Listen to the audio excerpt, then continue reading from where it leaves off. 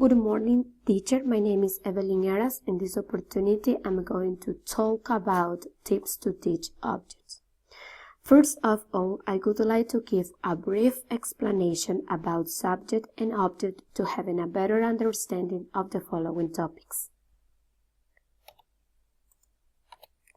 Subject.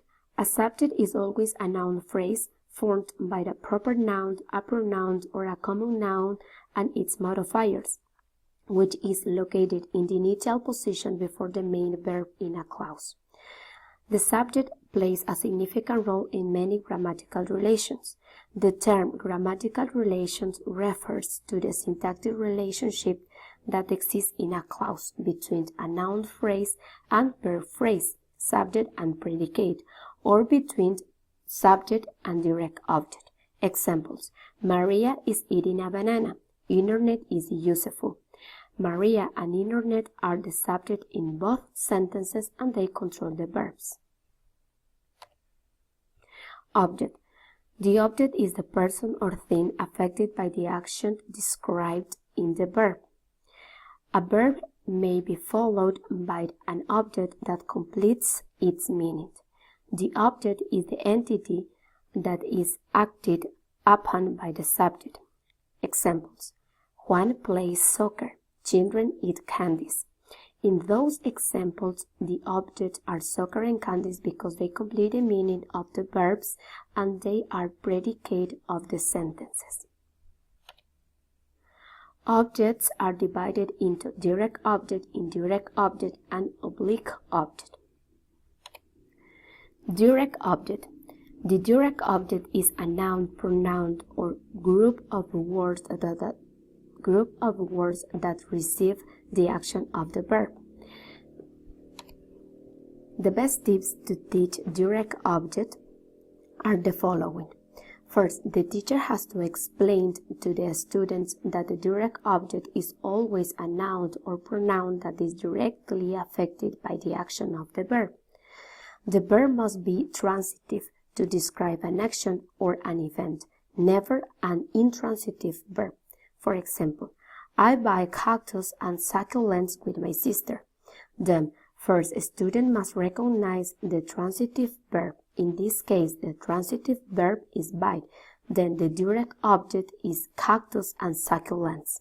So, keep in mind that the direct object always comes after a transitive verb.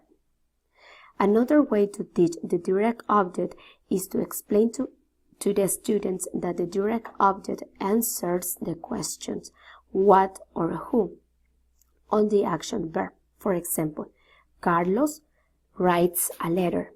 Students have to answer the question, what does Carlos write? A letter. So the direct object is letter. Reflection. I think that these tips would help students to understand this topic because the teacher took into account the most important aspects to identify the direct object in a sentence. Indirect object. It is the second beneficiary of the action of the verb. The indirect object is placed directly before the direct object. The best tips to teach indirect object are the following. First, the teacher has to explain to the students that to identify the indirect object in a sentence, the sentence must have a direct object and answer to whom or for whom the action of the verb is done and who is receiving the direct object. By following these steps, students can easily identify the direct object. For example, he gives me a present. Then first, the students must find the direct object with a present, and finally ask to whom or for whom the action of the verb is done. In this case, to whom he gives a present. So the indirect object is me. Another tip to teach the indirect object is that the students have to know that the indirect object is always with verbs of giving or communicating, like give, bring, tell, show, take, and offer. For example, the market offers people great discounts. So in this example, a student must identify the verb of giving or communicating. The verb is offer. So the indirect object is people. Reflection. I think these tips are helpful for students to learn about the indirect object because the teacher explained precise clues to identify and recognize the indirect object. Oblique object. It is the noun phrase that is the complement or object of a preposition. The best tips to teach oblique object are the following.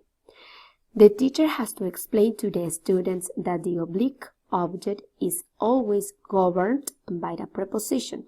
Next, students have to find the preposition in the sentence to find the oblique object.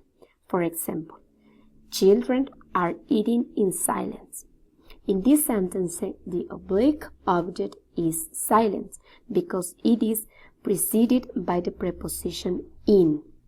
Another way to teach oblique object is that the teacher explains to students that in the construction subject, verb, noun phrase, preposition to, and noun phrase, the oblique object is after the preposition to.